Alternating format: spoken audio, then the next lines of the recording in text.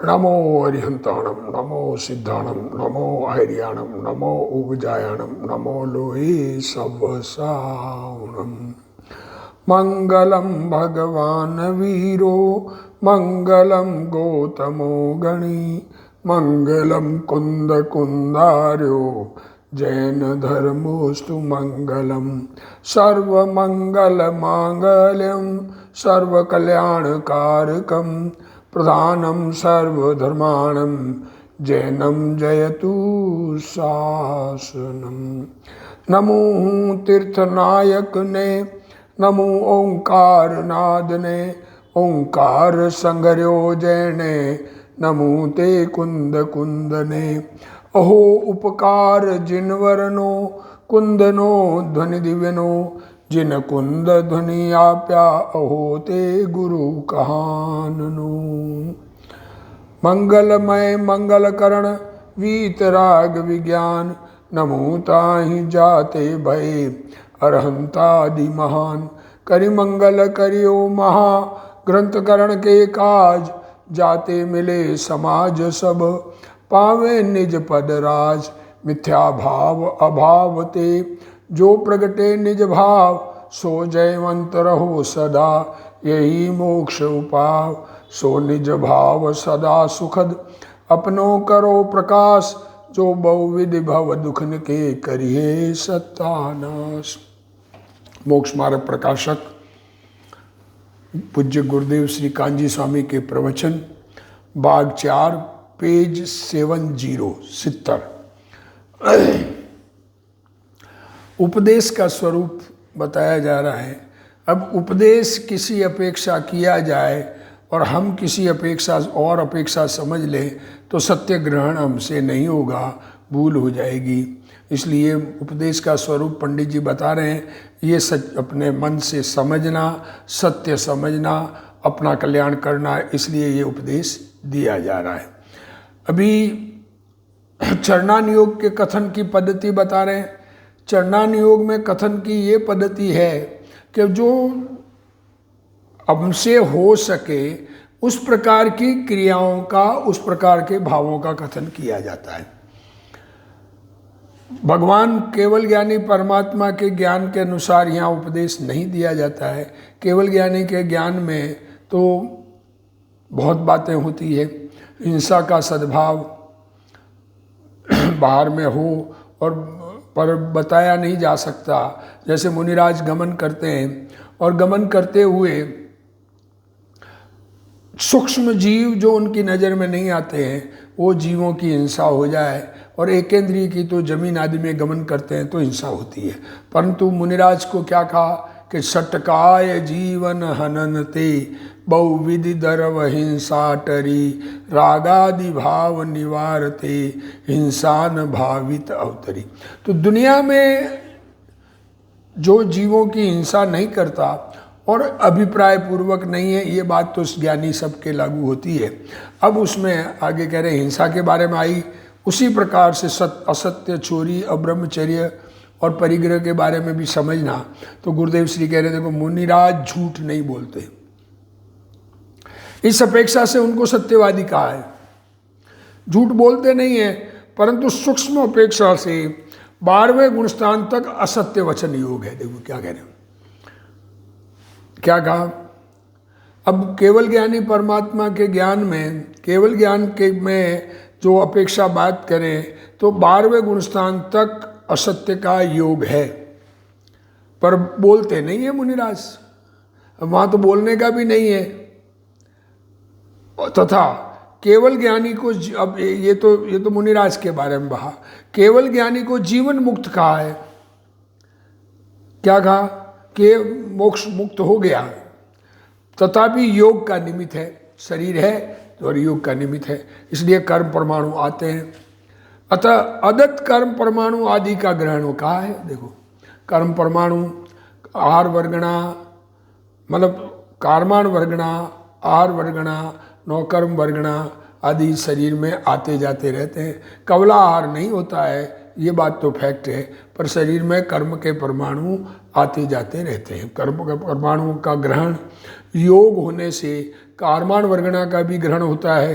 हाँ हाँ, तो वो कारमान वर्गणा का ग्रहण कोई दे नहीं रहा है, पर मुनिराज के, भगवान के, सर्वज्ञानी के होता है। केवली भगवान के औदारिक शरीर के परमाणु आते हैं, इसलिए वे उन्हें ग्रहण करते हैं, ऐसा कहा जाता है। देखो, आते हैं शरीर में, वो उनको इच्छा नहीं है।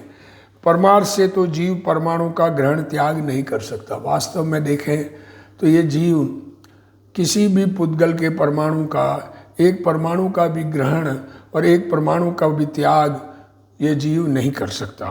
तथा चरणानुयोग में मुनि को ब्रह्मचारी कहा है। चरणानुयोग में मुनि को ब्रह्मचारी कहा है। मुनिराज ब्रह्मचारी है, वो तो क्या कह रहे हैं, 5वें गुणस्थान में ही ब्रह्मचर्य प्रतिज्ञा हो जाती है। 7वीं प्रतिमा ब्रह्मचारी की होती है, और अणुव्रत, ब्रह्मचर्य अणुव्रत तो दूसरी प्रतिमा में भी धारण कर लेते हैं, परंतु वहाँ 9वें गुणस्थान तक अबुद्धि पूर्वक वेद का उदय होने पर भी ब्रह्मचारी कहा है। उनके ज्ञान में नहीं, खुद के केवल ज्ञानी परमात्मा के ज्ञान में है। उस अपेक्षा तो वो वेद का उदय है। वेद का उदय होते हुए भी वो मुनिराज तो ब्रह्मचारी है, क्योंकि दिखने में, दुनिया को देखने में, खुद के भावों में भी अब्रह्म का भाव नहीं है। खुद के ज्ञान में ही नहीं ज्ञात होता, क्योंकि उन्हें बुद्धिपूर्वक वेद में जुड़ान नहीं है, इसलिए ब्रह्मचारी कहते हैं। और 10वें गुणस्थान तक लोभ का उदय कहते हैं, इसलिए अंतरंग परिग्रह और सर्वज्ञ देव के समवसरणादि बाह्य परिग्रह होता है। देखो, 10वें गुणस्थान तक लोभ है तो वो अंतरंग परिग्रह है, और सर्वज्ञानी परमात्मा के, तीर्थंकर परमात्मा के समवसरण होता है। सामान्य केवली के भी गंध कुटी आदि होती है, परंतु प्रमाद भाव का अभिप्राय नहीं है, उनको रखने का भाव नहीं है, वो चाहिए ऐसा भाव नहीं है। होते हैं, उसको जानते हैं, यह चोरी करता है, परिग्रह रखता है, झूठ बोलता है, कुशील सेवन करता है इत्यादि, लोक में पाप का नाम प्राप्त करे, ऐसा उनके नहीं होता। इसलिए झूठ, चोरी आदि का त्याग कहा है। सो चरणानुयोग अनुसार है। कर्णानुयोग वर्णित सूक्ष्म परिणामों की अपेक्षा यह कथन नहीं है, ऐसा समझना। तथा मुनि के गुण, मूल गुणों में 5 इंद्रियों के विषयों का त्याग कहा है। 28 मूल गुण है, 5 महाव्रत, 5 समिति, 5 इंद्रिय जय, 6 आवश्यक और 7 अन्य गुण, नग्नत्व आदि। परंतु इंद्रियों का जानना तो मिटता नहीं है। देखो, इंद्रियों पर विजय कहा, इंद्रियों से जानते नहीं, विषय ग्रहण का अभाव है, पर इंद्रियों का जानना तो मिटता नहीं। तथा सर्वथा राग का अभाव हो गया।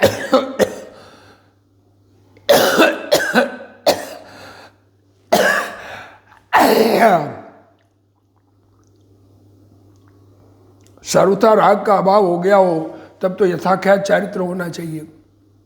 मुनिराज के अगर राग का अभाव कहें तो यथाख्यात होना चाहिए, परंतु वह नहीं है। अभी किंचित राग शेष है, परंतु स्थूल रूप से इच्छा का अभाव है, बस ये। मोटे रूप से उनकी इच्छाएं नहीं दिखती, नहीं होती है। खुद के ज्ञान में भी न ज्ञात हो ऐसी इच्छाएं 7वें गुणस्थान से ऊपर होती है, उनको क्या कहेंगे, है ही नहीं। अतीन्द्रिय आनंद का अनुभव करते हैं स्थूल रूप से, तथा बाह्य विषयों की सामग्री भोगने की प्रवृत्ति नहीं है, इसलिए 5 इंद्रियों के विषयों का त्याग कहा है। इस प्रकार कथन की अपेक्षा समझ, इस प्रकार पूरा अपेक्षा समझना चाहिए। ऐसा कह दिया तो ऐसा नहीं मानना चाहिए, जैसा वस्तु स्वरूप है उसके अनुसार समझना चाहिए।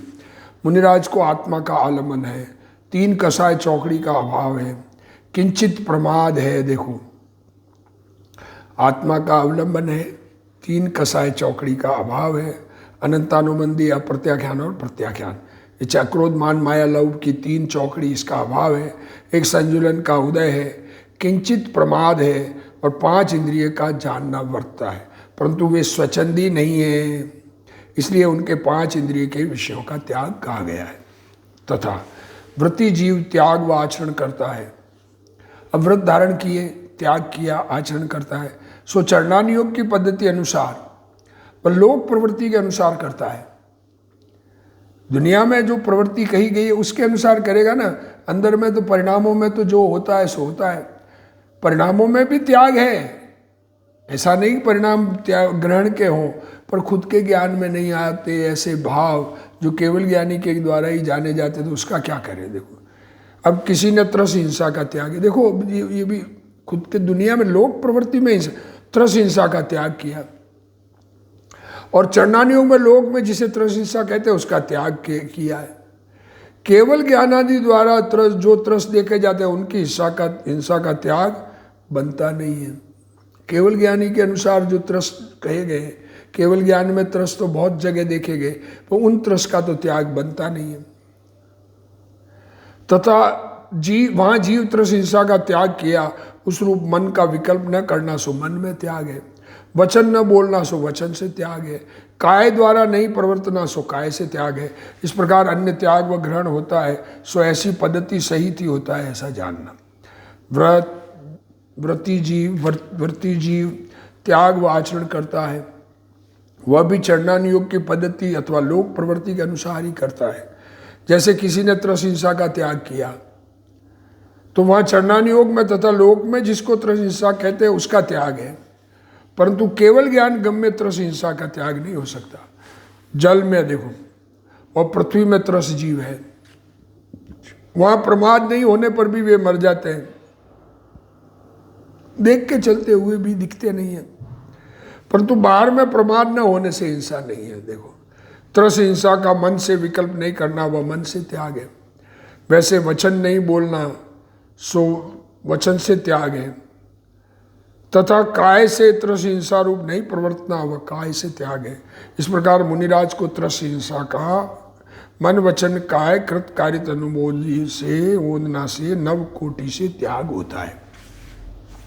मुनिराज के 9 कोटि से त्याग होता है।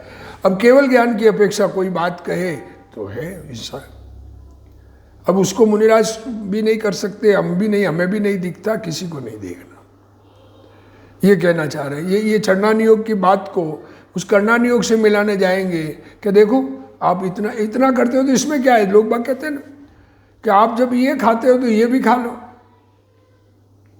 इस प्रकार से मांस भक्षण की ओर बढ़ रहे हैं। ये इसका नहीं कहना चाहिए, जितना त्याग बन सकता है उतना किया है। तो इसी प्रकार अन्य भी त्याग ग्रहण होता है, वह ऐसी पद्धति सही थी होता है। देखो ऐसा जानना चाहिए।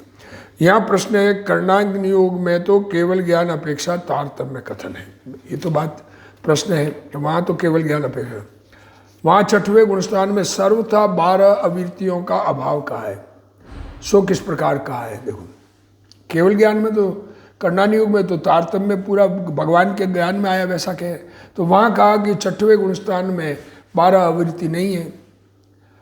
अविरति भी योग कषाय में गर्भित थी,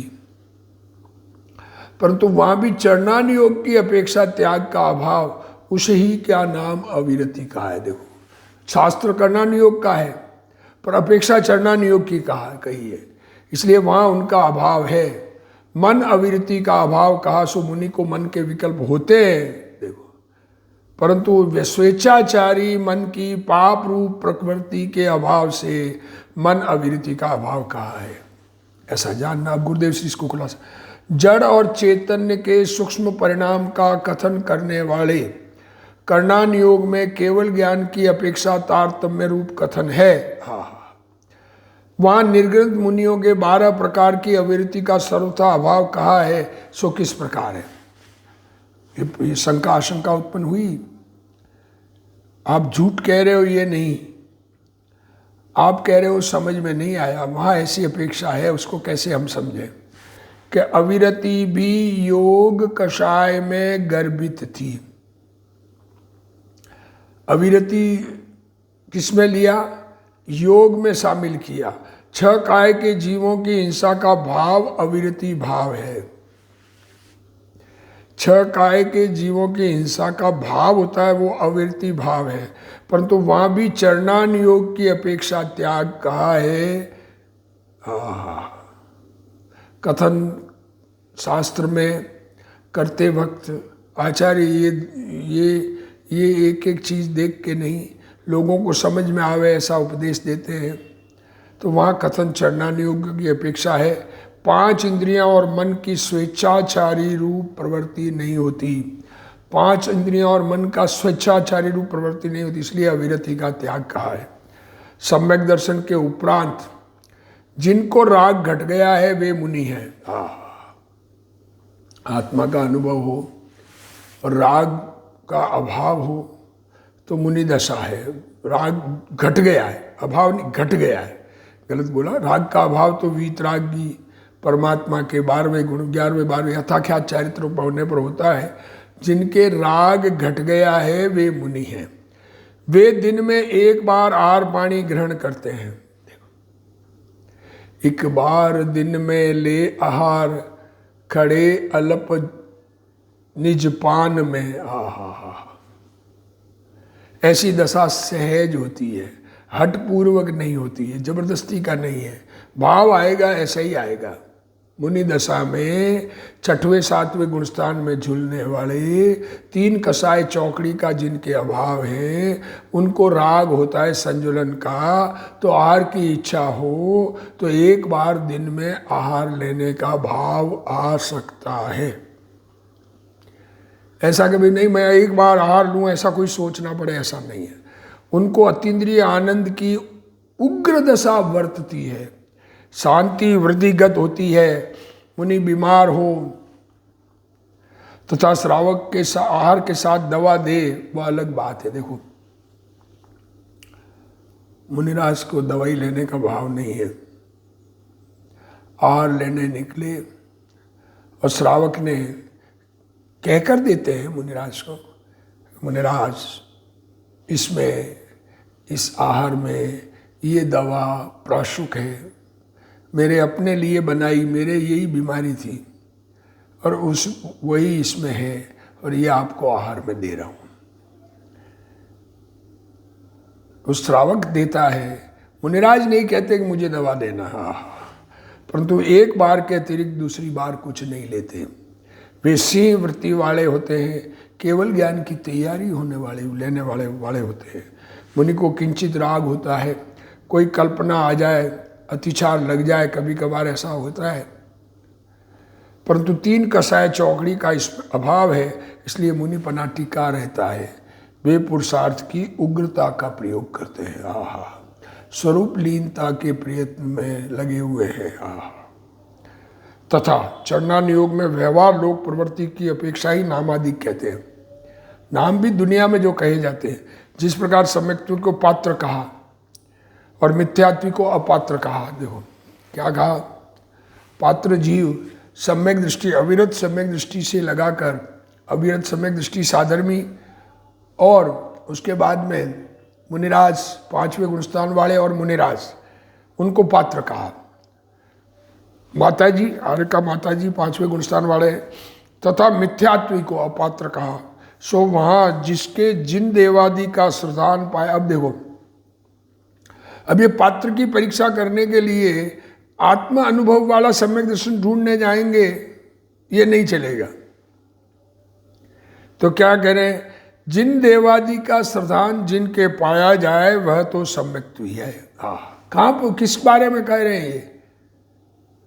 हमें आहार देना है, हमें भोजन कराना है, हमें दान देना है, तो पात्र कौन? कि सच्चे देव शास्त्र गुरु, देव गुरु धर्म का श्रद्धानी, और जिसके उनका श्रद्धान नहीं है वह मिथ्यात्वी जानना। क्योंकि दान देना चरणानुयोग में कहा है, इसलिए चरणानुयोग के ही सम्यक्त्व मिथ्यात्व ग्रहण करना चाहिए। चरणानुयोग के अपेक्षा बात करेंगे तो सच्चे देव गुरु धर्म का श्रद्धानी, वो सम्यक दृष्टि। कर्णानुयोग की अपेक्षा सम्यक्त्व मिथ्यात्व ग्रहण करने से वही जीव, देखो अब कोई कर्णानुयोग की अपेक्षा ग्रहण करेगा, देखो जिसको सम्यक दर्शन होगा, आत्म अनुभव होगा, आत्मलीनता होगी, उन्हीं को मैं आहार दान दूंगा।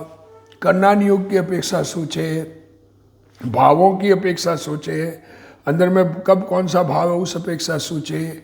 तो वही जीव 11वें गुणस्थान में था, एक जीव 11वें गुणस्थान में चढ़ा और वही अंतर्मुहूर्त में पहले गुणस्थान में आए।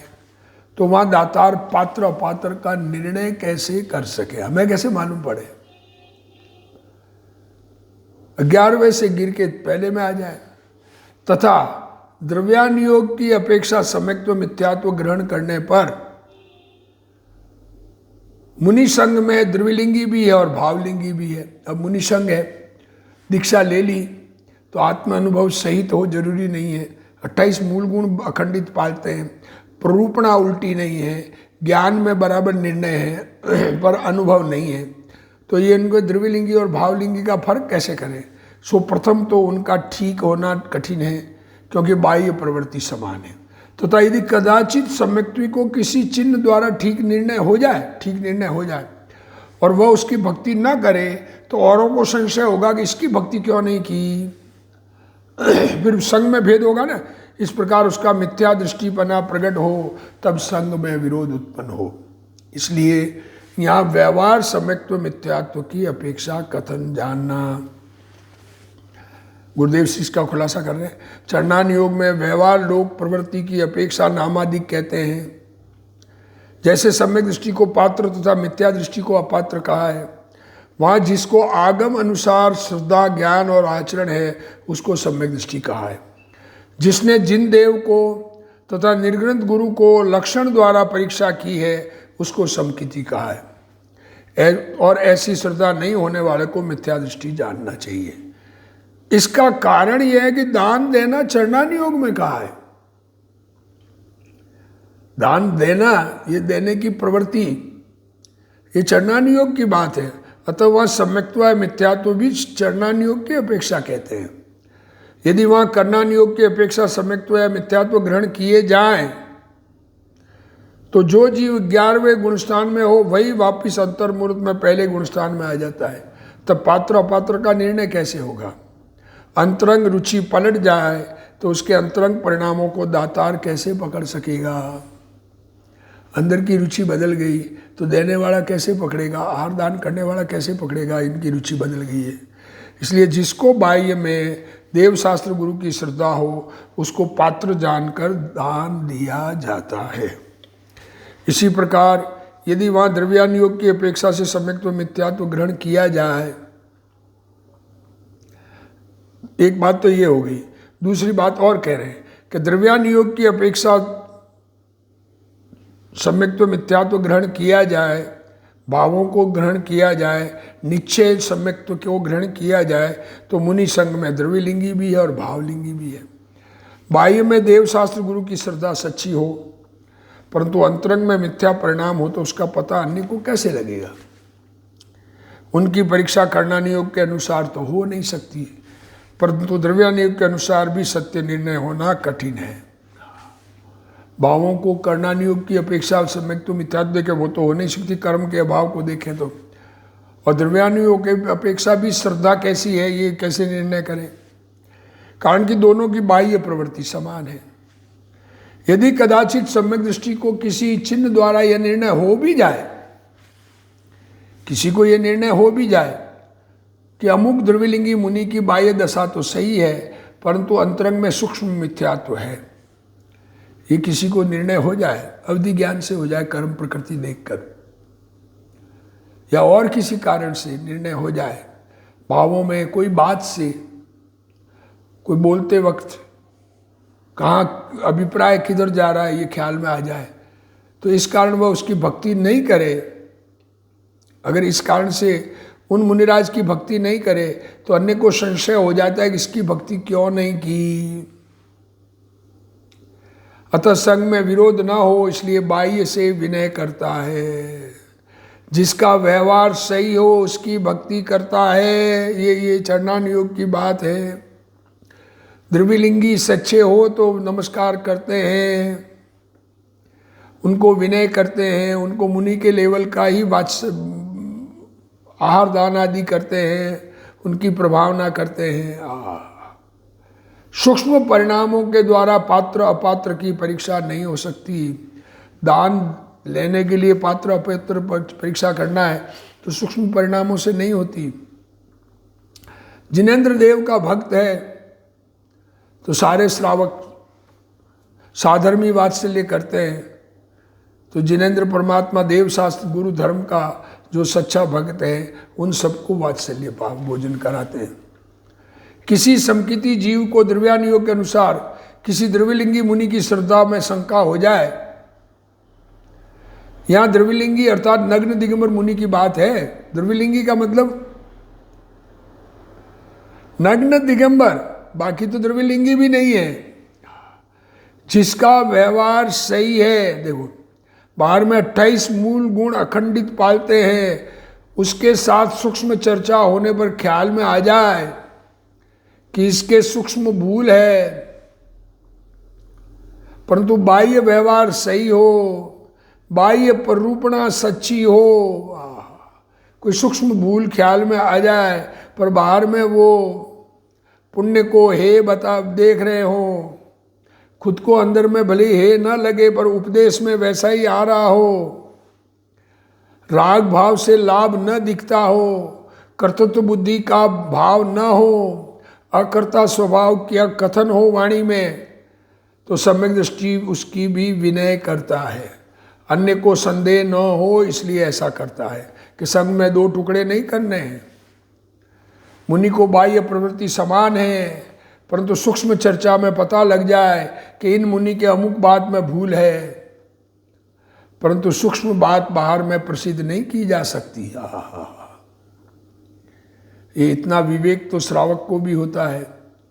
जैन धर्म जिसने सुना है, इतना विवेक होता है कि सूक्ष्म बातों की भूल निकालकर किसी को दोषारोपण नहीं किया जा सकता है।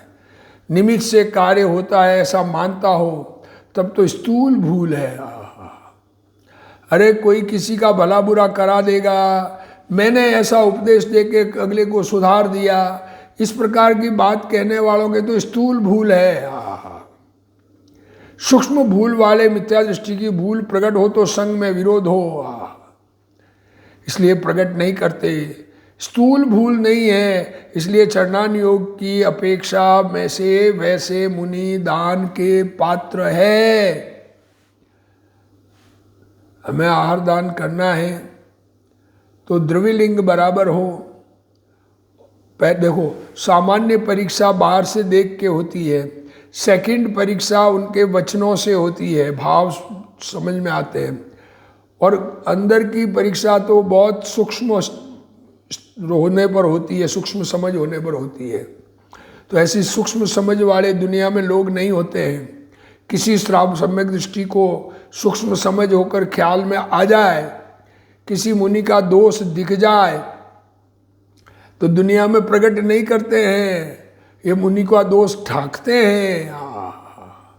साधर्मी के दोष ढांकते हैं, साधर्मी के दोष दुनिया में प्रकट नहीं करते हैं। साधर्मी के दोष प्रकट करे, ये तो स्थूल भूल है।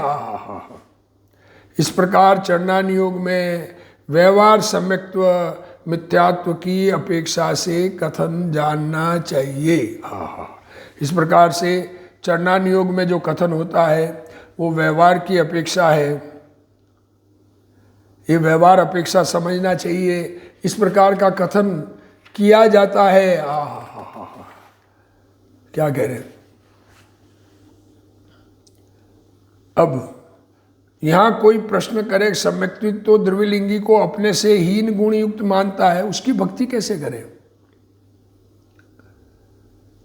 व्यवहार धर्म का साधन द्रव्यलिंगी के बहुत है और भक्ति करना भी व्यवहार ही है। इसलिए जैसे कोई धनवान हो परंतु जो कुल में बड़ा हो उसे कुल अपेक्षा बड़ा जानकर उसका सत्कार करता है। देखो एक करोड़पति हो और उनके चाचा बहुत पैसे वाले नहीं हो और वो आवे तो उनका बहुमान करोड़पति करेगा कि नहीं करेगा? प्राइम मिनिस्टर हो तो भी। तो ऐसा बड़ा कुल की अपेक्षा बड़ा जानकर सत्कार करता है। उसी प्रकार ये दृष्टांत, उसी प्रकार सिद्धांत, आप सम्यक्त्व गुण सहित है परंतु जो व्यवहार धर्म में प्रधान हो उसे व्यवहार धर्म की अपेक्षा गुणाधिक मानकर उसकी भक्ति करता है, ऐसा जानना। इसी प्रकार जो जीव बहुत उपवास आदि करे उसे तपस्वी कहते हैं। यद्यपि कोई ध्यान अध्ययन आदि विशेष करता है, देखो उपवास वाले को तपस्वी कहते हैं दुनिया में, ध्यान अध्ययन करने वाला भी तपस्वी उतना ही है, उत्कृष्ट तपस्वी है, तथापि यहाँ चरणान योग में बाह्य तप की ही प्रधानता है। बाहर में उपवास करने वाले को ही बड़ा तपस्वी कहेंगे, ध्यान अध्ययन करने वाला बड़ा तपस्वी चरणान योग में नहीं कहा जाता है। अरे धर्म लाभ में ध्यान अध्ययन वाले को अधिक लाभ है, बाहर के तप वाले में कम है। पर दुनिया में लोग बाहर की तपस्या को देखते हैं, इसलिए उसी को तपस्वी कहते हैं।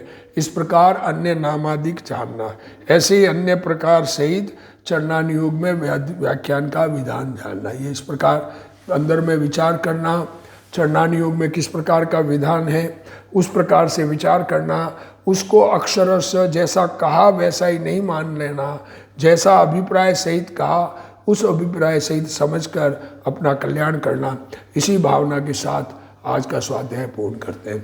हे जिनवाणी भारती तो ही जपूं दिन रैन, जो तेरा शरणा गए सो पावे सुख चैन। जावाणी के ज्ञान ते सूझे लोकालोक, सो वाणी मस्तक नमो सदा दे तू ढोक। जिनवाणी मात की जय।